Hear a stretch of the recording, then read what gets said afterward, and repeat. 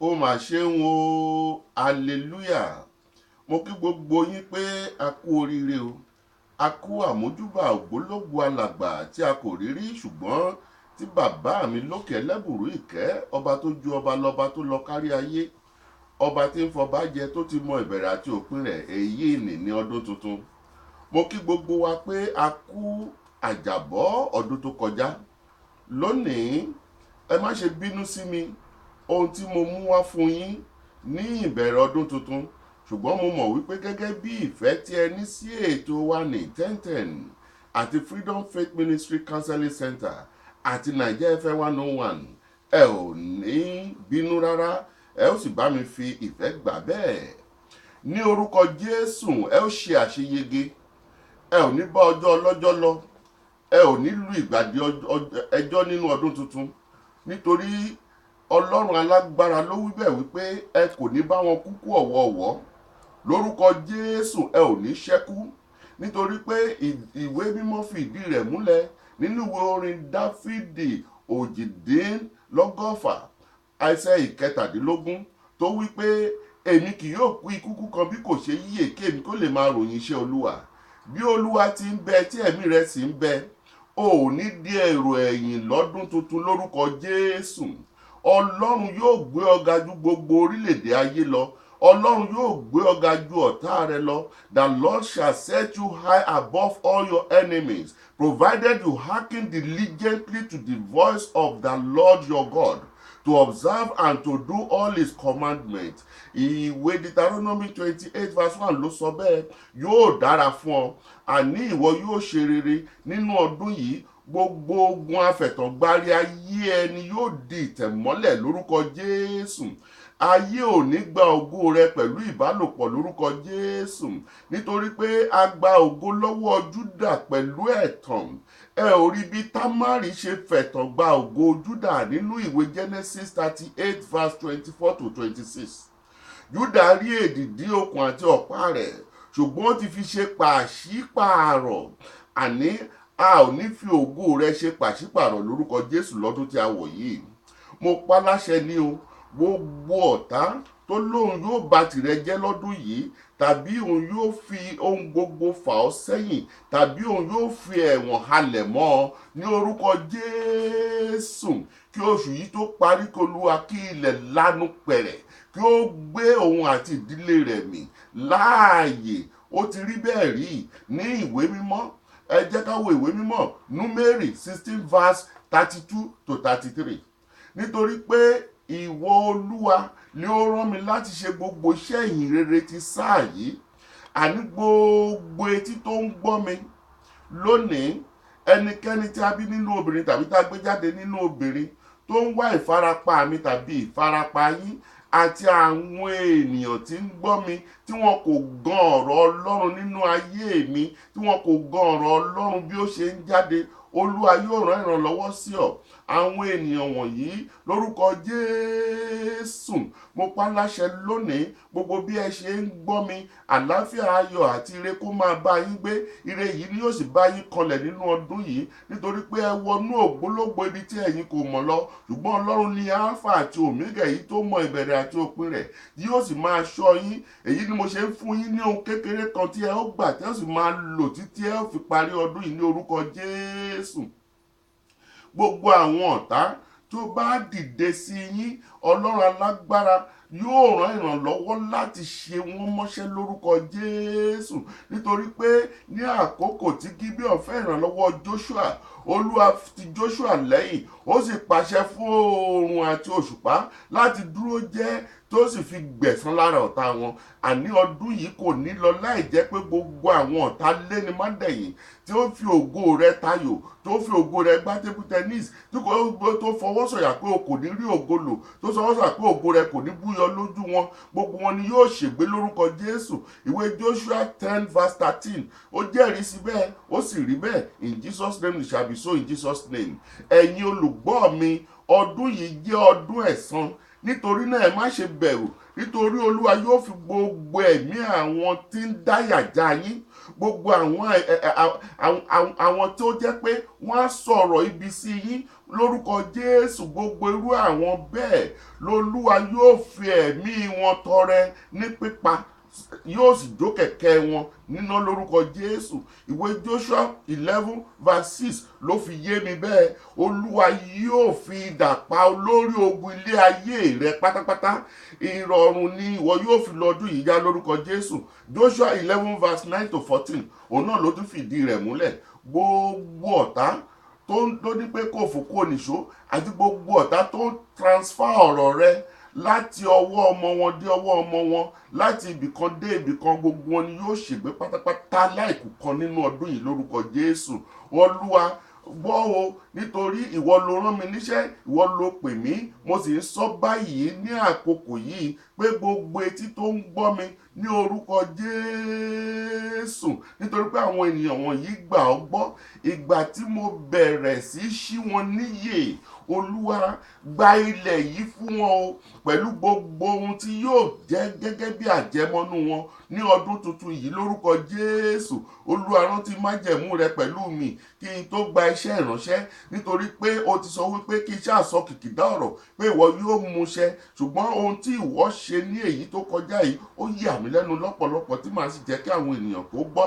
Ṣùgbọ́n ìwọ Ọlọ́run o, gbogbo ẹ̀tọ́ àwọn ènìyàn wọ̀nyí tí ń gbọ́ mi lónìí, Olúwa jọ̀ọ́ gbà fún wọn o ní ìlú yìí lórúkọ Jésù. Olúwa gbà fún wọn. Ọjọ́ ti pẹ́ tí a ti ń gbàdúrà, ọjọ́ ti pẹ́ tí a ti ń ké pè ọ́, ṣùgbọ́n lónìí Ọlọ́run alágbára fi àṣẹ sí kí o sì fi ọ̀rẹ́ rẹ múlẹ̀ gẹ́gẹ́ bí ìwé Joshua 14:9 bí ó ṣe fi ìdí rẹ̀ múlẹ̀. Ọlọ́run alààyè, mo bẹ̀ ọ́ o, gbé gbogbo wa sókè nínú ọdún yìí, àti gbogbo etí tó ń gbọ́ mi tí ó gba ọ̀rọ̀ yìí gbọ́. Olúwa gbé wa sókè nínú ọdún yìí. Ìwọ Ọlọ́run alágbára, rán ìrànlọ́wọ́ sí wa ní sáà yìí. Olúwa fi ọlá tí yóò dẹ́rù bà òṣì ta wá lọ́rẹ nínú ọdún yìí. Nínú 1 Samuel chapter 2:8 lónìí, ó níbi gíga láyé wà nínú ọdún tuntun tá a wà yìí. Olúwa Ọlọ́run alágbára, rántí o Míkà ọmọ Sọ́ọ̀lù, ó pẹ̀gàn Dáfídì, ó yàgàn dọjọ́ ikú rẹ̀ ni. Àní gbogbo àwọn tí ń fi ẹnu pẹ̀gàn iṣẹ́ Olúwa nínú ayé mi, nínú ayé wa, àti àwọn ènìyàn wọ̀nyí tó ń gbọ́ mi, Olúwa sọ wọ́n sí aṣálẹ̀ ní orúkọ Jésù, kó sì sọ wọ́n sípò àgàn lórúkọ Jésù. According to the book of 2 Samuel chapter 6:20-23. Olúwa o, mo mà ké pè ọ́ o, gbogbo ọ̀nà tí ọ̀tá ń gbà láti pa mí lára àbí láti pa àwọn tí ń gbọ́ mi lára, Olúwa jọ̀ọ́ jàre yí sí òdì kí o sì sọ di ìbùkún fún wa o ní òjijì nínú ayé wa. Lọ́run alágbára, òjò ìbùkún tó máa tẹ́lẹ̀ yọ lórúkọ Jésù nínú ọdún tá à ń wọ̀ lọ yìí. Ọlọ́run alágbára jókòó bá wa gbé. Gbogbo ìráhùn Olúwa parẹ́ nínú ayé wa, gbogbo àǹfààní tó Olúwa parẹ́ nínú ayé wa, gbogbo àìlèbọ̀ Olúwa parẹ́ nínú ayé wa, gbogbo àṣetì Olúwa parẹ́ nínú ayé wa, gbogbo ogun tí kì í jẹ́ kí ènìyàn ṣe àṣeyọrí lórúkọ Jésù Olúwa parẹ́ nínú ayé wa. Ọlọ́run alágbára, ní àkókò tí ó gbé àpótí ẹ̀rí wọlé Obedédómù, ilé rẹ̀ yí padà, ìbùkún sì sọlù, tó jẹ́ pé ọrọ̀ tó ní láàrin oṣù mẹ́ta ó ju gbogbo ọjọ́ tí wọ́n ti bí. Olúwa náà, mo wá ké pè ọ́ báyìí ní this first quarter. Olúwa yà wá lẹ́nu pẹ̀lú ọrọ̀ tó jẹ́ pé àti ẹ̀dírí lórúkọ Jésù, èyí tàtú bí mọ̀ ọ́ sí o, láti fi tọ́jú àwọn mẹ̀kúnnù, láti fi tọ́jú àwọn aláìní, láti fi rántí àwọn aláìní, láti fi rántí àwọn opó. Irú ọrọ̀ bẹ́ẹ̀ Olúwa gbé fún wa o láàrin oṣù yìí. Ọlọ́run alágbára, gbogbo wa kí a di ẹni ìbùkún, àti àwọn ènìyàn wọ̀nyí. Olúwa o, jẹ́ kí ojú kí ó ti gbogbo àwọn tí ń ṣe inúnibíni sí mi. Olúwa o, jẹ́ kí ojú kó ti gbogbo àwọn tí ń ṣe inúnibíni sí gbogbo àwọn wọ̀nyí lórúkọ Jésù, kí a sì dààmú wọn. Ìwé Jeremiah 17:18 òun náà ló fìdí rẹ̀ múlẹ̀ lórúkọ Jésù. Gbogbo àwọn ọ̀tá alénimádẹ̀ ìtọ́léwá tó sọ pé ó jàjà bọ́ wọnú ọdún tuntun yìí lórúkọ Jésù, fi ìparun ìṣẹ́pòkò sá sórí wọn àtàwọn ọmọ lórúkọ Jésù. Gbogbo gbogbo ẹ̀yin olùgbọ́ mi wọ̀nyí lórúkọ Jésù ẹ ò ní bọ́ sí pápẹ́ ayé o, ẹ ò ní lù ìgbàdì èṣù ní orúkọ Jésù. Ọlọ́run alágbára ọba ìyanu akéèpé ọ lónìí nítorí pé ìwọ ni ọba tó ju ọba lọ, ìwọ ni ọba ẹlẹ́gbàágbèje ẹlẹ́bùrú ìkẹ́. Mo yìn ọ́ Olódùmarè nítorí pé ó jẹ́ ká jàjàbọ́ nínú ògbólógbò ni, a sì tún wọnú ògbólógbò níbi tí a kò tilẹ̀ mọ ohun tí ó ṣẹlẹ̀ ní ọ̀la tàbí ohun tí ó ṣẹlẹ̀ ní ìṣẹ́jú yìí. Ṣùgbọ́n ìwọ Ọlọ́run alágbára, ìwọ lọ́ba mi tí máa ń dàbò yíyàn ká, ìwọ lọ́ba mi tí máa ń wà pẹ̀lú ẹni. Lónìí o, gbogbo àwọn etí tó ń gbọ́ mi lọ́wọ́lọ́wọ́ yìí, agbára ọ̀tun lórúkọ Jésù Olúwa gbé wọ̀ wọ́n, lórúkọ Jésù agbára ọ̀tun lórúkọ Jésù Olúwa gbé wọ̀ wọ́n ní gbogbo ọ̀nà. Agbára ńlá ni wọ́n fi lo ọdún yìí já, agbára ńlá tí wọ́n fi gba ẹ̀tọ́ wọn, agbára ńlá tí wọ́n fi mọ̀ pé àkókò ti tó láti tẹ̀síwájú láti gba ẹni wọn. Lórúkọ Jésù Olúwa gbé lé wọn lọ́wọ́ ló kó rí bẹ́ẹ̀ o, ó ṣe bẹ́ẹ̀ nítorí pé ìwọ Ọlọ́run alágbára ó ní láti tó kọ́ṣe ní ọ̀rọ̀ wà, ọ̀rọ̀ sì wà pẹ̀lú Ọlọ́run, Ọlọ́run gangan ní ọ̀rọ̀ náà. Ìwọ Ọlọ́run ló wá fi ọ̀rọ̀ yìí tó fi rán mi níṣẹ́ o, tó fi jíǹkí mi gẹ́gẹ́ bí ẹ̀bùn tó fi fún mi, tó jẹ́ pé tí n bá sọ̀rọ̀ báyìí Ọlọ́run alágbára ó sì ń fi àṣẹ sí. Ògo ni forúkọ rẹ fún ìdí èyí lórúkọ Jésù. Lónìí Olúwa gbà kó sì gbà bẹ́ẹ̀ o, ó wọlé àṣẹ lọ ní orúkọ Jésù Kristi Olúwa àti olùgbàlà wa. Àmín, àmín, àmín ní orúkọ Jésù.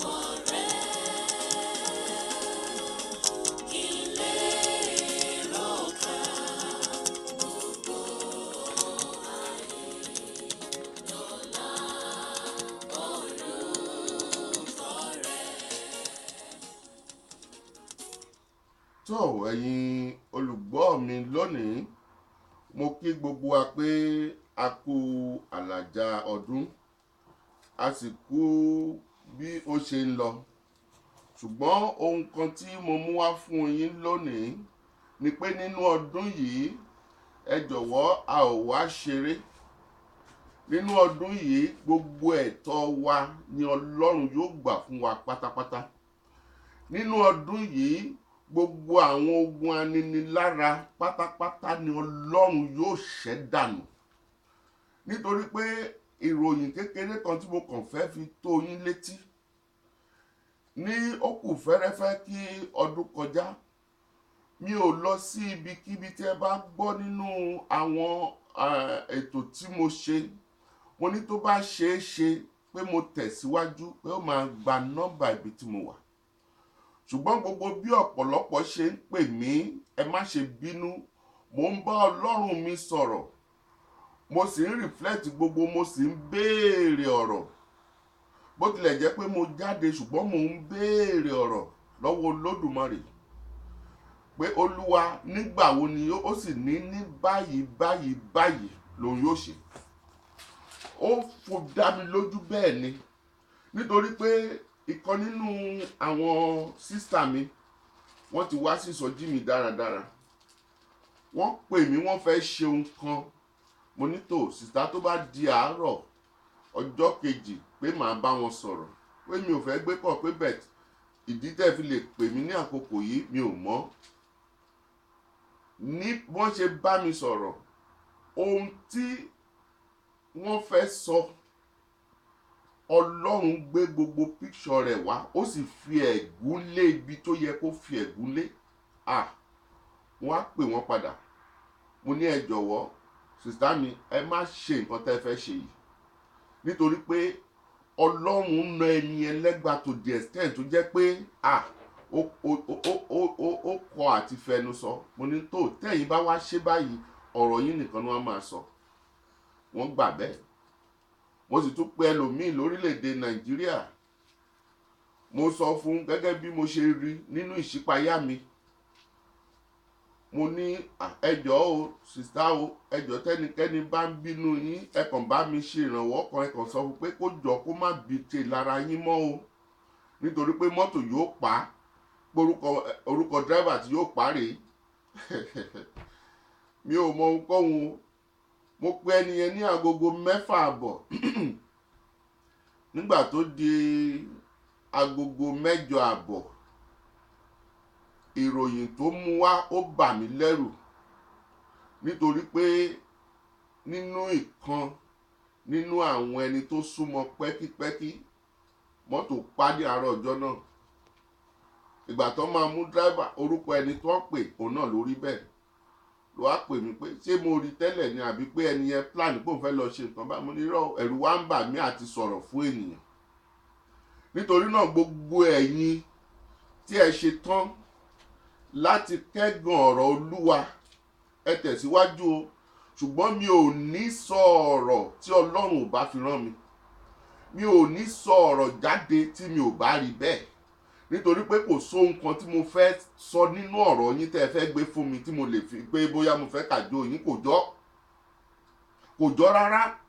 Nǹkan tó Ọlọ́run bá fi hàn mí ni màá sọ.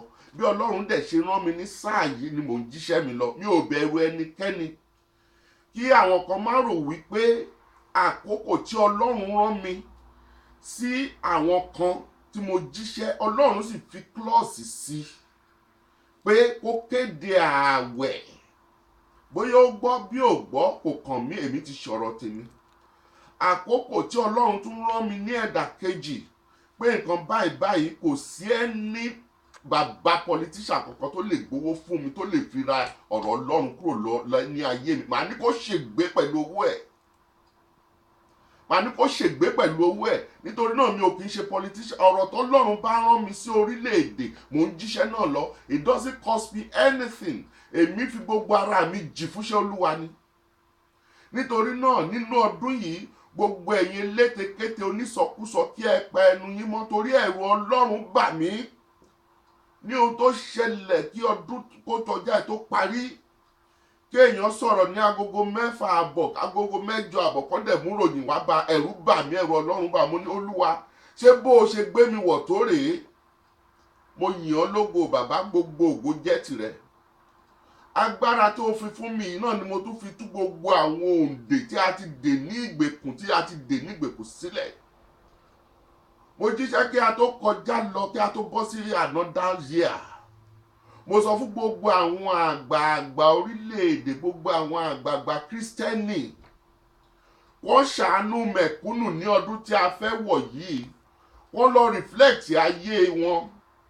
Wọ́n lọ ṣe ohun tí ó tọ́ nítorí pé kò sí ohun tí a mú wáyé kò sì sí ohun tí a mú lọ sọ́run. Nínú ibẹ̀ mo dárúkọ Ọ̀rìjàsíjọfọ̀. Nínú ibẹ̀ mo dárúkọ Oyèdépò. Nínú ibẹ̀ mo dárúkọ bàbá Adébóyè. Gbogbo universities tọmọ mẹ̀kúnnù ò lè ẹ lọ ṣe àtúnṣe. Gbogbo jẹ́ẹ̀tì tí ẹ̀ ń kó kiri ẹ lọ ṣe àtúnṣe. Gbogbo iléèwé tọmọ mẹ̀kúnnù ò lè wọ̀ ẹ lọ ṣe àtúnṣe. Ẹ bá olórí orílẹ̀-èdè sọ̀rọ̀ kí Nàìjíríà bá lè tòrò. Mo sì sọ fún yín pé ẹ̀jẹ̀ yóò ṣàn o. Mo sọ èyí mi ò sọ nítorí pé ẹnikẹ́ni gbé owó fún mi. Mi ò sọ nítorí pé mo fẹ́ ṣe ibìkan mi ò ṣe ibìkan rárá o. Mi ò sì bẹ̀rù láti sọ̀rọ̀. Bí Ọlọ́run ṣe fi fún mi ni mo ṣe sọ ó sì rí bẹ́ẹ̀. Nítorí náà ẹ jọ̀wọ́ nínú ọdún yìí ẹ jẹ́ kí gbogbo wa ká mọ ohun tí à ń ṣe kí a sì mọ ibi tí à ń lọ. Mi ò wá láti rival anybody. mi ò wá láti sọ fún yín pé àwọn tó bá fẹ́ wà nínú ìgbèkùn kó jókòó síbẹ̀, ṣùgbọ́n Olúwa ní pé tú àwọn òǹdè sílẹ̀. Mi ò wá ní fagbára mú ọ o. Nínú àwọn agbo tí Ọlọ́run ní pé ká gbé kalẹ̀, Freedom Faith Ministry Counseling Center, kò sí ìsìn ọjọ́ ìsinmi.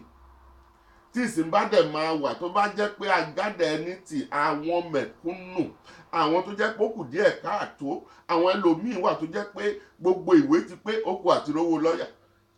Gbogbo iṣẹ́ yìí lájọ ṣe nínú ọdún yìí, Ọlọ́run yóò sì fún wa ṣe. Mo sì sọ fún yín ní àkókò tí mo bá wà ní ìlú yìí, mo ń ṣiṣẹ́ káàbù mi lọ. Ìwọ̀nba tó bá kù máa fi gbé lóríṣiríṣi ọ̀nà. Tó bá dẹ̀ kù káàtó pé ẹ fún mi ní nǹkan báyìí tó bá ti wà máa fi sílẹ̀. Nítorí náà ẹ jọ̀wọ́, kì í ṣe pé mo gba owó lọ́wọ́ ẹnikẹ́ni. Ẹ má sì ṣe sọ́sù ti ètè sí 101.1 FM nítorí pé iṣẹ́ takuntakun ni wọ́n ń ṣe. Wọ́n fi gbogbo ara ṣiṣẹ́. Olórí oko fi owó ara ẹ̀ ṣiṣẹ́. Ká dúpẹ́ lọ́wọ́ Ọlọ́run pẹ̀lú ìyàwó tí Ọlọ́run gbé fún. Ìyàwó náà lórúkọ Jésù, ọmọ ò ní yọkú mọ́ ẹ lọ́wọ́ lórúkọ Jésù. Ní agbára Olódùmarè, ìwọ ni yóò jèrè ilé rẹ ní agbára bàbá mi tí ń bẹ lọ́run. Nítorí pé ó ti ilé iṣẹ́ lẹ́yìn takuntakun ni Ọlọ́run yóò sì wà pẹ̀lú rẹ. Nítorí náà ẹ jọ̀wọ́, iṣẹ́ ńlá ni ọ̀pọ̀lọpọ̀ ń ṣe nínú ilé iṣẹ́ wa yìí. Kì wá ṣe pé kó máa fi tákàpọ̀ bóyá ẹnikẹ́ni gba ọ̀rọ̀ tí ẹni yẹn sọ. Ó jọ mọ́ ọ̀rọ̀ tó sọ sí Èlíjà ní ọjọ́ wọn ni tó sì ní kí ẹranko bí àrìkó pa wọn jẹ. Èmi bàbá 1010 Evangelist Prince of Praise ló ń bá yín sọ̀rọ̀. Kí ẹ má ṣe rò wípé a gba ohunkóhun lọ́wọ́ ẹnikẹ́ni. Ṣùgbọ́n àwọn tí Ọlọ́run lò láti ràn mí lọ́wọ́, àwọn tí Ọlọ́run lò láti ta mí lọ́rẹ, Ọlọ́run alágbára yóò wò yín, yóò sì ta yín lọ́rẹ lórúkọ Jésù. Ẹ sì ń sọ̀rọ̀ lóríṣiríṣi ọ̀nà. Àwọn rẹ́kọ̀dù tí a fẹ́ tà jáde, tí mo bá dé ibi tí mò ń lọ, màá lè rí owó láti fi ṣe fún ara mi. Ṣùgbọ́n tó bá ní ká tẹ̀ fún yín kí a tó kúrò níbí, màá nídìí ìrànlọ́wọ́. Ẹ tó bá lè ṣe kó pè mí. Ṣùgbọ́n ohun tí mo bá yín sọ lónìí ni wípé Ọlọ́run alààyè, ẹ̀bùn tí mo mú wá fún yín yìí, ẹ gbà bẹ́ẹ̀ o. Ẹ má ṣe bínú rárá. Ó ní àdúrà tí a rọra jọ gbà ní ìbẹ̀rẹ̀ kí a tó bẹ̀rẹ̀ ètò yìí. Ṣùgbọ́n mo sì fẹ́ fi yé yín pé láti wákàtí lọ, ẹ fi ọkàn yín balẹ̀. Ọlọ́run alágbára, mo béèrè lọ́wọ́ rẹ̀, Olúwa, nígbà tí o lè sọ̀rọ̀ jáde, tó o sì múṣẹ́ within 2.5 hours, gbogbo àwọn tó ti ń képe ọ láti yejọ́ yìí, Olúwa jọ dá wọn lóhùn. Ọ̀pọ̀lọpọ̀ wà, mi ò sì rẹ́dí àti gba ìpè kankan. Ẹ jọ̀wọ́, ní gbogbo sáà tí a wà yìí títí di ọjọ́ ìṣẹ́gun. Ó ní ìdí tó fi rí bẹ́ẹ̀. Ṣùgbọ́n àwọn kọ̀ọ̀kan wà tó jẹ́ pé wọ́n fi nọ́mbà ọmọ wọn lẹ̀ fún mi ní orílẹ̀-èdè ibikíbi tán bá wà. Èmi wọn yẹn a jọ ń gbàdúrà, mo sì máa gbàdúrà torí pé mo wà lọ́dọ̀ yín báyìí. Àwọn náà tó tún jìnnà sí mi réré tó jẹ́ pé wọ́n ti ń retí mi, ẹ jẹ́ kí n kọ́kọ́ dá wọn lóhùn. Ọlọ́run alágbára yóò dá yín lóhùn gbogbo ìbéèrè yín nínú ọdún yìí. Ṣùgbọ́n ẹ gbé ìgbésẹ̀ o. Ẹ gbé ìgbésẹ̀ nítorí pé Ọlọ́run alààyè ó sọ̀rọ̀ yóò sì múṣẹ bẹ́ẹ̀. Nítorí pé nígbà gbogbo náà ni a ń pariwo pé bàbá mo dé, bàbá mo dé.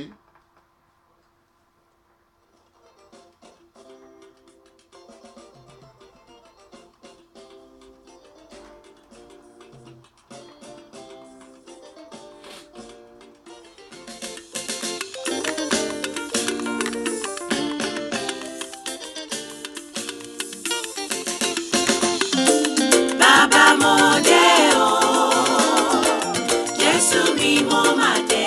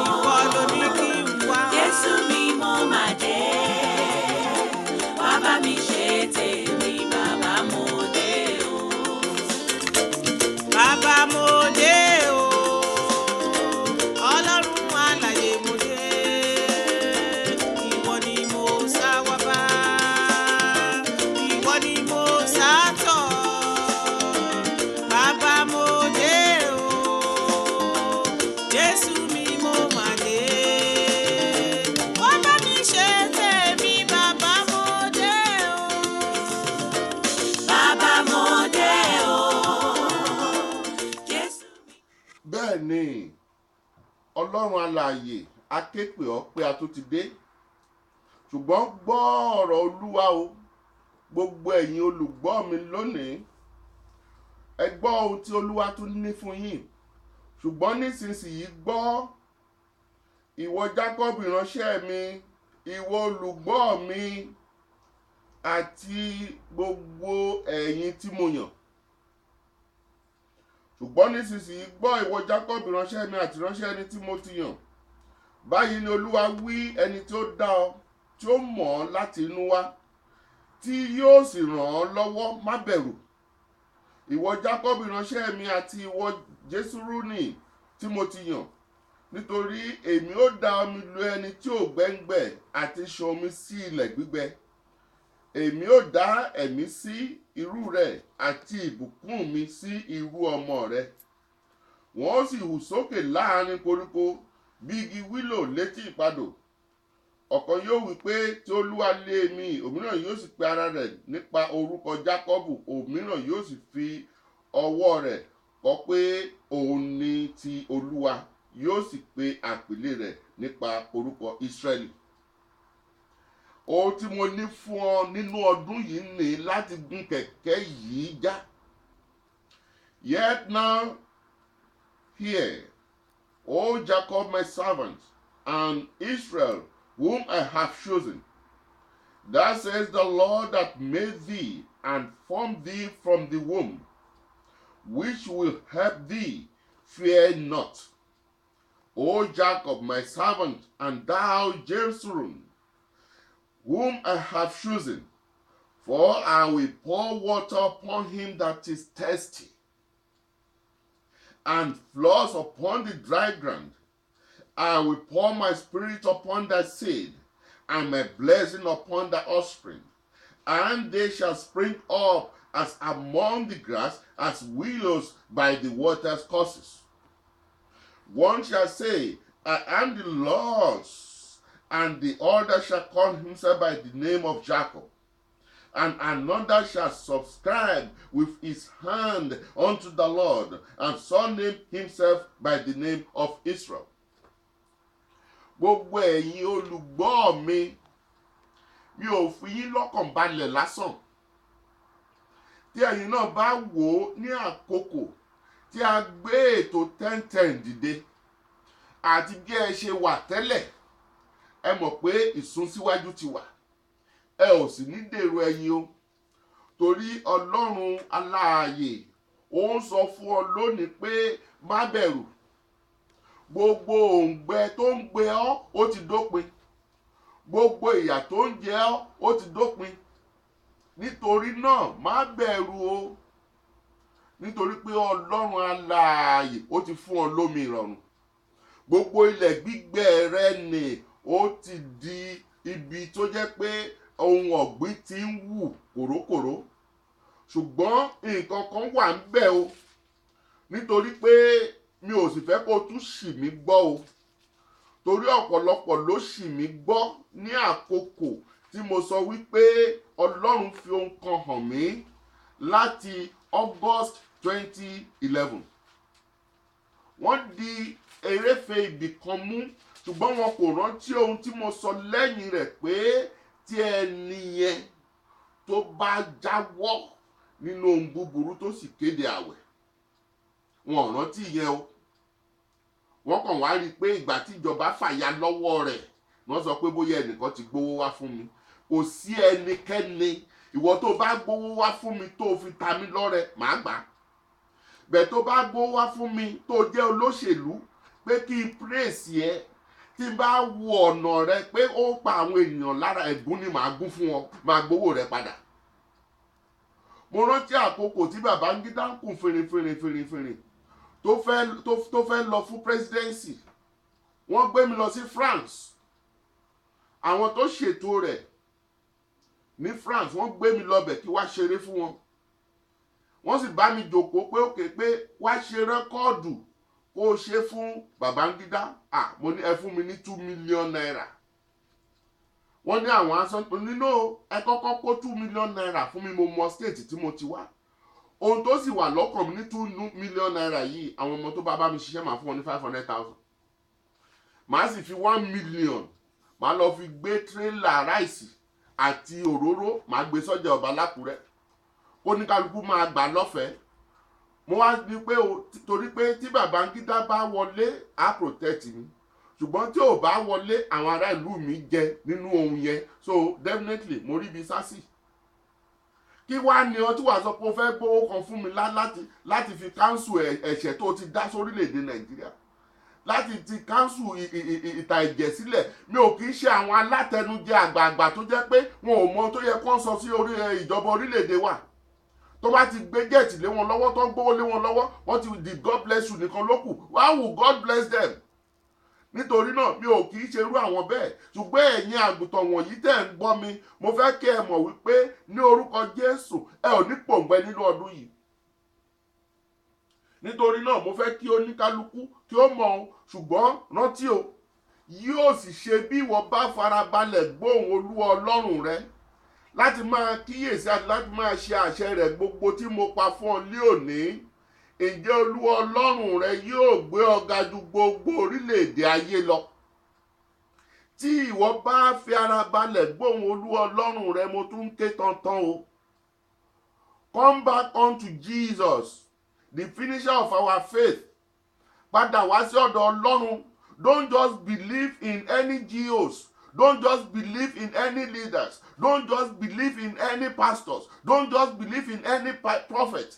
Go to that God and seek that book. Kó ká dára. Yóò sì dára fún ọ. That is my own point. Mi ò kì í sọ̀rọ̀ lásán láì jẹ́ pé Ọlọ́run fi ọ̀rọ̀ hàn mí. Mi ò kì í sọ̀rọ̀ lásán láì jẹ́ pé mo rí ní ojú àlá. Ìwọ tó bá ti sọ pé àkíní nǹkan báyìí mò ń sọ fún ẹ pé mi ò kì í ṣe prophet. Ṣùgbọ́n tó bá fi ọ̀rọ̀ rẹ lọ̀ mí tí mo lọ síwájú Olódùmarè, Olúwa jọ̀ọ́ ọ̀rọ̀ yìí là yé mi. Tó bá ṣe rí ní ojú àlá àti ibi tí bébì bá ti kọ sí ọbẹ̀ ni màá sọ fún ọ. Tó bá wá wù ọ́ kó gbà, kó dẹ̀ wù ọ́ kó má gbà. Ẹnìkan tí ẹ bá mi sọ̀rọ̀ pé ó ké pé ǹjẹ́ mo mọ̀ pé mo lè sọ̀rọ̀ fún àwọn ènìyàn kan má gbà. Mo ní yes, it is very very obvious and it's possible. Ṣùgbọ́n mo ṣáà ti sọ gẹ́gẹ́ bí Ọlọ́run ṣe rán mi, so ìjìyà ò sí fún mi mọ́. Nítorí náà, and it shall come to pass, if thou shalt hearken diligently unto the voice of the Lord thy God, to observe and to do all his commandments, which I command thee this day, that the Lord thy God will set you on high above all nations and of the earth. Nítorí náà, gbogbo ìbùkún wọ̀nyí yóò sì ṣẹ sórí rẹ, yóò sì bá ọ, ìwọ yóò sì fetí sí ohùn Olúwa Ọlọ́run rẹ. Ìbùkún ni fún ọ ní ìlú, ìbùkún ni fún ọ ní oko, ìbùkún ni fún ọmọ inú rẹ àti èso ilẹ̀ rẹ àti irú ohun ọ̀sìn rẹ àti ìbísí màlúù rẹ àti ọmọ àgùntàn rẹ. Ìbùkún ni fún agbọ̀n rẹ àti fún apó ìhàrà rẹ. And all these blessings shall come on thee and overtake thee, if thou shalt hearken unto the voice of the Lord thy God. Blessed shalt thou be in the city, and blessed shalt thou be in the field. Blessed shall be the fruit of thy body, and the fruit of thy ground, and the fruit of thy cattle, the increase of thy kine, and the flocks of the sheep. Blessed shall be thy basket and thy store. Nítorí náà, ẹ̀yin olùgbọ́ mi ní òwúrọ̀ yìí, ní àkókò kákòókò tí ẹ bá ń gbọ́ mi, tàbí ní àkókò tó jẹ́ pé wọ́n tún repeat programu yìí, mo sì dúró lérí ọwọ́ kan pé ìbùkún ni yóò jẹ́ fún ọ nínú ọdún yìí tí o bá fara balẹ̀ gbọ́ ohùn Olúwa Ọlọ́run rẹ. Tí o bá ń ka ìwé mọ́mọ́ yìí lóòrèkóòrè, tí o bá sì ṣe gbogbo ohun tí ó yẹ, ṣùgbọ́n má kara rẹ sí ẹlẹ́ṣẹ̀. I'm very sorry to say. Torí ọ̀pọ̀lọpọ̀ tó bá ti wá kara ẹ̀ sí ẹ̀ṣẹ̀ àtakò. Ẹlòmíà gan pé you are a sinner, you are not born again. Kí ni born again? Mo mà kí gbogbo yín. Ẹ̀yin tẹ́ ẹ ṣe crossover, tẹ́ ẹ bá yàn jà ní last week, tí ìjà yẹn ò tán nínú rẹ, tó sì tún ń gbèrò pé o tẹ̀ fẹ́ gbọ́mọlàkejì rẹ sẹ́wọ̀n, tó sì ń gbèrò pé láyé ò ní dáríjì, o dẹ̀ ti crossover, o ti born again ni o. Ìwọ tó jẹ́ pé tọmọ ìjọ bóyá ó lọ sanbalidate whatever tó jẹ́ pé ẹ cancel gbogbo everything ẹ ti ẹ suspend ẹ, ìwọ bàbá ìjọ tàbí pastor ìjọ tó ṣe the same thing, orí ọ̀fẹ́ cover rẹ o, ẹ ti cross over náà nìyẹn o, ẹ ti born again nìyẹn o. Ẹ má tanra yín jẹ this time around. Ẹ ka ọ̀rọ̀ Ọlọ́run dájú, ẹ di èyí tí ń ṣe òdodo mú. Ẹ̀yin Kristẹni, ó kọ́ tí mo fẹ́ kẹ́ mọ̀ ṣe rí ìgbà míì wọ́n ní àwọn mùsùlùmí wọ́n gba ẹ̀sìn sódì, wọ́n gbé ẹ̀sìn sódì, wọ́n bẹ̀rù Ọlọ́run tó ń gbà ní, wọ́n bẹ̀rù Ọlọ́run tó ń gbà ní. Ṣùgbọ́n àwa Christian because tó bá ṣáà ti lè sọ pé you are born again, bọ́mọ bẹ́lòmíì wáṣẹ́ dọ́fíìsì rẹ wà níbi kan torí pé ó tiẹ̀ ti jẹ́ Nàìjíríà pé ò fẹ́ gbà síṣẹ́, ò fẹ́ bá wọn darapọ̀, ibo nílùú ẹ̀ o ti sọ̀rọ̀ ẹ̀dọ́ máa lè. Lágbájá àwọn Nàìjíríà wọ́n máa ń kó bá ní, wọ́n máa ń kó bá ní. O ṣe képe Ọlọ́run, Olúwa mo fẹ́ ràn lágbájá yìí lọ́wọ́, má jẹ́ kí irógun àkóbá tó bá wá ṣe irú ẹ̀ Ọlọ́run ò ní gbalẹ́gbà, á gbalẹ́gbà, Ọlọ́run á sì tún gbé ọ̀gá ju ibi tó yẹ kó lọ lọ.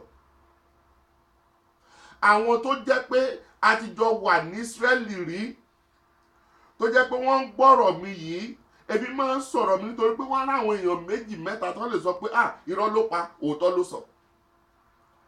Mo ti gba ní àkókò tí ilẹ̀ Yorùbá, táwọn Yorùbá kọ́kọ́ ń wọlé sí ilẹ̀ Ísírẹ́lì, gbogbo wa ń gbà yẹn a jẹ́ 42, 37 ènìyàn ni mo gbà sílé tí mo sì wáṣẹ́ fún. Ọ̀pọ̀lọpọ̀ ti wà ní Canada, ní àná lóríṣiríṣi lónìí. Mo dúpẹ́ lọ́dọ̀ Ọlọ́run. Ìkan nínú wọn, nínú àwọn ọ̀rẹ́ tó súnmọ́ mi ń gbà yẹn, Táyé Àjàyí, ó kàn ń wò pé irú ẹ̀dá wo ni wọ́ yìí. Ẹlòmíì tó wá láti Edo State, wọn ò fẹ́ mọ ẹni tí o, èmi ọ̀dọ̀ mi ni gbogbo wọn sọ pé yẹ ẹja kan ọ̀dọ̀ lágbájá. Ṣùgbọ́n nígbà tó ṣe àwọn kan tó jẹ́ pé mo gbà síṣẹ́ nínú wọn, ó wà lára àwọn tó tún fẹ́ jọ́ mi sùjọ́ pé ọ̀la ni físà ẹ̀ máa tán, wọ́n sì gbé mi, wọ́n jù mí padà. Ṣùgbọ́n àkókò tọ́lọ́run máa gbé mi padà síbẹ̀, ó sọ mí dàwọn, ó sọ mí di diplomat. tó àwọn tó ń ṣiṣẹ́ lẹ́mbàsì, àwọn tó bá wà níṣẹ́ wọ́n lè fi ẹ̀rí sí ọ̀rọ̀ yìí. Gbogbo ìgbà yẹn, gbogbo ìgbà tó ń fi tún fi dá mi padà, wọ́n sanwó oṣù 5 látẹ̀yìn wá. Ṣé èmi ló ṣe? Nítorí náà nínú ọdún yìí ṣe oore fún ènìyàn, ẹ tọ́jú mẹ̀kúnnù, ẹ tọ́jú àwọn aláìní. Kì í ṣe gbogbo àwọn tó àwọn wọn dá níta lónìí, ẹ wádìí wọn wò before you ṣẹ̀dẹ̀ rí. Gbogbo ẹ̀yin tí ẹ̀dẹ̀ ń ta Ọlọ́run lọ́rẹ, tẹ́ ẹ ta ìránṣẹ́ Ọlọ́run lọ́rẹ, ẹ má wo bẹ̀. Ẹ bá ta ìránṣẹ́ Ọlọ́run lọ́rẹ kó fi ṣe nǹkan tó ẹ filẹ̀ pẹ̀lú Ọlọ́run. Ṣùgbọ́n ẹ̀yin ìránṣẹ́ Ọlọ́run náà mo tún kì í nílọ̀. Kò lè ṣe kí àwọn tálákà má sí nínú ìjọ, ṣùgbọ́n ẹ tọ́jú wọn. Nínú ọdún yìí ẹ tọ́jú wọn o, ẹ tọ́jú wọn. Ọlọ́run ò sì ní jẹ́ kí ìpè ẹnikẹ́ni kó mẹ́hẹ. Ṣùgbọ́n mò ń pè yín gẹ́gẹ́ bí Ọlọ́run ṣe rán mi níṣẹ́ ni mò ń sọ. Lónìí mo fẹ́ kí ẹ tẹra mọ́ ọ̀rọ̀ Ọlọ́run láti máa kà lóòrèkóòrè. Olúwa sì wí fún Joshua pé má bẹ̀rù, bẹ́ẹ̀ ni kí àyà kí ó má ṣe fò ọ́. Mú gbogbo àwọn ọmọ ogun pẹ̀lú rẹ kí wọ́n kí ó sì dìde, kí ó sì gòkè lọ sí Ai. Kíyèsí èmi ti fi ọba Ai àti àwọn ènìyàn rẹ̀ àti ìlú ńlá rẹ̀ àti ilẹ̀ rẹ̀ lé ọ lọ́wọ́. Àwọn ìlérí Olúwa rèé fún ọ nínú ọdún yìí. Nítorí náà tẹ̀síwájú, gbéra sọ, dìde lọ gba ilẹ̀ ní rẹ̀. Dìde kó ka ọ̀rọ̀ Ọlọ́run dájú. Nítorí pé ní àkókò yìí a destroy a sì gba ilẹ̀ náà. Gbogbo ogun alẹ́ ni má dẹ̀yìn nínú ayé rẹ̀ láti destroy pátápátá. Mò ń sọ lónìí nítorí pé ó dá mi lójú ni. Ní àkókò tí a bá tún máa ṣe ìsọjí ọlọ́jọ́ kan, ní àkókò tí àwọn tí a jọ ń lọ Ísírẹ́lì tó bá máa dé, bọ́tẹ̀ tí ṣe ń prepare, Ọlọ́run ti preserve ẹ̀mí rẹ̀. November là ń lọ, ṣùgbọ́n by May 30 àti gbọ́dọ̀ san gbogbo owó tán. Màá fi ohun tí ẹ lò lẹ́nìí, màá fi sílẹ̀ fún yín. kí ẹ lè gba fọ́ọ̀mù ti jáde báyìí. Gbogbo àwọn tó bá fẹ́ rìnrìn àjò, kì í ṣe ìrìn àjò tí wàá rìn táyé rẹ̀ á rí bákan, ìrìn àjò tí wàá rìn tí wàá ní àkókò láti ṣe ìsọjí ní ilẹ̀ mímọ́, tí wàá ní àkókò láti gbàdúrà sí ọ̀gọ̀gá ògo ní ilẹ̀ mímọ́. Kì í ṣe pé kò kàn lọ wòran tó yẹ kó ó ti débi oya let's go rárá o. Táìmù yẹn gbogbo ẹ̀ lẹ́hùn ní láti bá Ọlọ́run ṣe ìjíròrò. Nítorí náà tó bá di ọjọ́ ìsinmi, èmi ó fi account number tẹ́ ó bẹ̀rẹ̀ sí sanwó sí, èmi ó fi lélẹ̀ fún yín. £10 péré ni owó fọ́ọ̀mù. Tó bá sì ti gba fọ́ọ̀mù yìí, gbogbo bó ṣe rí à ń send ẹ̀ sí ọ, à sì tún dá padà. Lẹ́yìn ìgbà tó a ti san first installment, a kó gbogbo nǹkan tí ó yẹ kó rí lọ́hùn á kó fún ọ. Bí fọ́ọ̀mù yìí bá ṣe rí ẹjọ́ ẹ fill ẹ̀ precisely. Ẹ̀yin ènìyàn mi, ọ̀rọ̀ Ọlọ́run tó ní pé gbogbo ọkàn tó bá ti ń kà á yóò ṣe rere o. Gbogbo ọkàn tí ó bá ti ní lọ́kàn láti ṣe ìrànwọ́ fún ọmọlàkejì, ìrànwọ́ yóò dé bá. Ṣùgbọ́n gbogbo ọkàn tó bá ti ṣe tán láti sọ pé dandan o, òun yóò kó bá ọmọlàkejì rẹ̀, dandan o, òun yóò da ilé rẹ̀ rú, dandan o, òun yóò ṣe léṣe nítorí pé ìjọba ìlú yìí súnmọ́. Irú ẹni bẹ́ẹ̀ ilẹ̀ ti là pẹ̀rẹ̀ lábẹ́rẹ́ o, ilẹ̀ sì ti gbé mi lórúkọ Jésù. Ẹ tún lè sọ pé mo tún ti dé ní ọdún tuntun. Bẹ́ẹ̀ ni, inú ògbólógbò ọdún ẹ̀san la wà. Nítorí náà, gẹ́gẹ́ bí mo ṣe sọ jáde, ẹ̀yin tẹ́ jẹ́ àgbààgbà tẹ́ súnmọ́ ìjọba nínú ọdún yìí, gbogbo owó yín tó jẹ́ extra ẹ fi tọ́jú mẹ̀kúnnù. Tí ẹ kò bá ṣe bẹ́ẹ̀, ẹ bẹ̀ sí rí oríṣiríṣi ìjàmbá tá máa dé báyìí. Ọ̀rọ̀ Ọlọ́run ló sọ bẹ́ẹ̀, kì í ṣe ènìyàn. Mi ò dédé sọ̀rọ̀ ara mi, irọ́ o. Tọ́lọ́run ò bá fi rán mi, mi ò ní sọ bẹ́ẹ̀. Ẹ̀rù ò sì bà mí àti sọ. Nítorí pé gbogbo yín pátá lẹ kéré sí Jésù wa. Jésù nìkan ni ọba ìyanu, òun nìkan ni alágbára.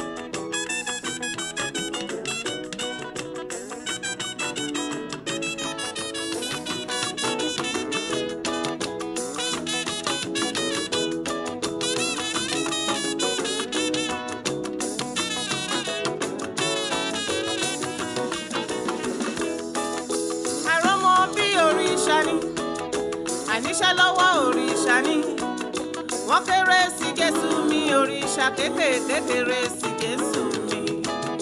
Àìrọ́mọ bí òrìṣà ni, àníṣe lọ́wọ́ òrìṣà ni wọ́n kéré sí Jésù mi, òrìṣà kékeré sí Jésù mi.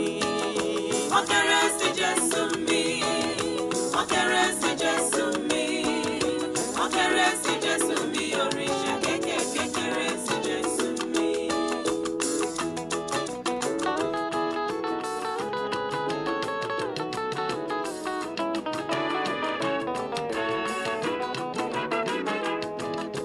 Ànílé lórí òrìṣà ni, àìlọ́kọláya òrìṣà ni wọ́n kéré sí Jésù mi, òrìṣà kékeré sí Jésù mi.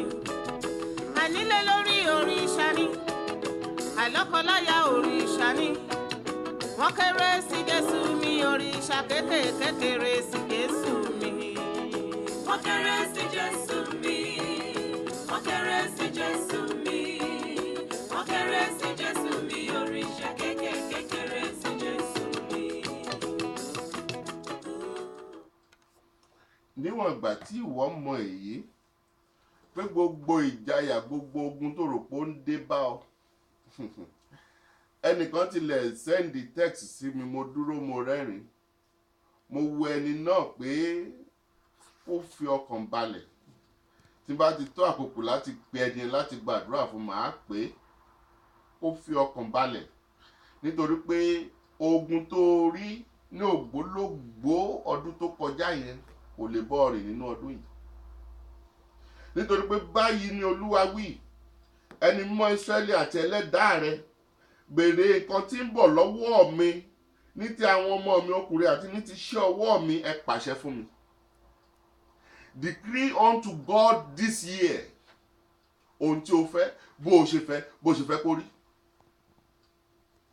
Thus says the Lord, the Holy One of Israel and his Maker, ask me of things to come concerning my sons, and the work of my hands command ye me. Ọlọ́run ló fún ọ láṣẹ, kìí ṣe ènìyàn.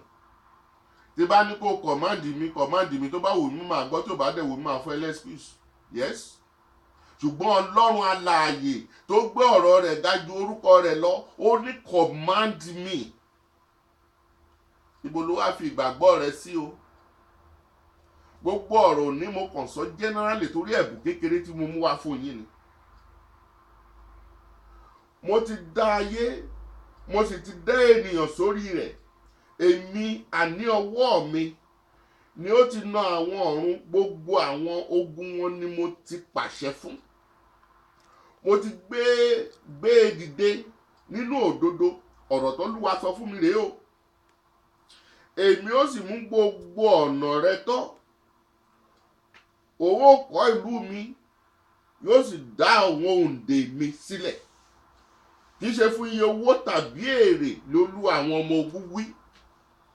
Ṣé wá rí ìdí ọ̀rọ̀ mi báyìí? Pé ẹlòmíì, ẹjọ́ kí ló fẹ́ ná wa? Mi ò sí nínú àwọn yẹn. Mi ò sí nínú tí Ọlọ́run bá ṣoore fún ọ tó bá tà mí lọ́rẹ. Má àtàṣe ẹ̀. Níwọ̀n ìgbà tí wọ́n bá ti àtàṣe ẹ̀ pé àtorí nǹkan tẹ́ ẹ ṣe fún mo ṣe fún yín nìkan báyìí, máa kọ́. The reason is that I have raised him up in righteousness, and I will direct all his way. Bọ́lọ́run ṣe ń direct ọ̀nà mi lákòókò tí mo gbà fúnlì pẹ̀lú ẹ̀mí mi. He shall build my city, and he shall let go my captives, not for price nor reward, says the Lord of hosts. Mo ti gbé dìde nínú òdodo, èmi ó sì mú gbogbo ọ̀nà rẹ̀ tọ́. Òun ó kọ́ ìlú mi, yóò sì dá àwọn òǹdè mi sílẹ̀. Kì í ṣe fún iye owó tàbí èrè ni Olúwa àwọn ọmọ ogun wí. Gbogbo ẹ̀yin ènìyàn mi, gbogbo ẹ̀yin àlùfáà, gbogbo ẹ̀yin leaders, gbogbo ẹ̀yin Christian leaders, ẹ gbọ́ o, ṣé ẹ kò ka ibí yìí ní Isaiah 45:13 tó ní pé kì í ṣe fún iye owó tàbí èrè. Ẹlòmíì, fine, ẹ wá gba deliverance tún dé ohun tí mẹ̀kúnnù ò lè súnmọ́ láti débẹ̀. Kí ló dé? Ṣé ẹ kò ka ibí yìí ni? Ìdí nìyí o tó fi jẹ́ pé lákòókò tí n bá ti wà lórílẹ̀‐èdè wa, ìbá ṣe oṣù 4 mo fẹ́ lò, ìbá ṣe oṣù 3, màá tira bọ̀ṣẹ́ kan, màá ṣe. Torí pé gbogbo tí n bá ti ń lọ, ẹni tó bá sọ pé a ràn yín lọ́wọ́, màá dúpẹ́ lọ́wọ́ ẹ̀, Ọlọ́run á sì túbọ̀ máa bá mi bùkún. Ẹni tí ò ní láti lè ràn mí lọ́wọ́ tó jẹ́ pé àdúrà lásán ló gbà fún mi, Ọlọ́run jọ̀ọ́ jàre bá mi bùkún náà. Gbogbo wọn ni mò ń gbàdúrà fún ìkọ́lé o. Kì í ṣe pé kí àwọn aládùúrà £1,000 kó yàtọ̀ sí aládùúrà £1. Irọ́ o, Ọlọ́run wí fún ọ níbí pé not for price, not for reward. Dá tú àwọn òǹdè mi sílẹ̀, not because of money. Tú àwọn òǹdè mi sílẹ̀, not because of a reward. Ẹlòmíì á sọ pé ìgbà tí ọ̀rọ̀ tiẹ̀ ti rí báyìí, bóyá Prince of Praise kò ríṣẹ́ ṣe mọ́, àbó ti tọ́ fún ló ṣe gbàṣẹ Olúwa. Irọ́ o, ẹ lọ kàwé mi dáadáa. orin pọ̀ sílẹ̀, ọ̀rọ̀ pọ̀ sílẹ̀ tó tó mi ṣayé, tó tó mi, ṣùgbọ́n gbogbo orin náà tí mo fẹ́ rìlíìsì ńsìn eléyìí tó wá ti jẹ́ géènì ẹ̀ mo ń kó lọ sílé àwọn ọmọ aláìní ni, àwọn tó jẹ́ pé wọ́n bímọ sílẹ̀ nínú orphanage tó jẹ́ pé wọ́n ráyè tọ́jú ọmọ mo ń kó lọ síbẹ̀ ni, àwọn ajá afọ́jú tó mú tó ajá tó má fọ́jú rìn má fún wọn nínú ẹ̀, tí bá ṣáà ti jẹun tí mo ti sanwó ọmọ iléèwé mi ó ti tóbi. Ọjọ́ ọ̀la mi ni mò ń dù, mo sì dúpẹ́ lọ́dọ̀ Ọlọ́run pé ẹni tí Ọlọ́run fi fún mi gẹ́gẹ́ bí ọwọ́ ọ̀tún mi ìyàwó mi kì í ṣe Ọlọ́run dá pé pípé tí mo sọ pé ó dá pé ni pé kì í sọ pé dandan you must give this, dandan mo gbọ́dọ̀ ra nǹkan báyìí, dandan ó mọ̀ ìwọ ta ni ìwọ ìyàwó ta ni. Ọlọ́run pè mí fine, ó sì fi ọ́ fún mi fine, ṣùgbọ́n kì í wá ṣe pé o kó góòlù sétí, o kó yẹrin, o ta gèlè yáyáyá, ebi pa àwọn ọmọ ẹlòmíì nínú ìjọ. Irọ́ o, ọ̀rọ̀ tèmi ò rí bẹ́ẹ̀, kì í ṣe ìgbéraga. Nítorí náà ọdún yìí ọdún ẹ̀san ni.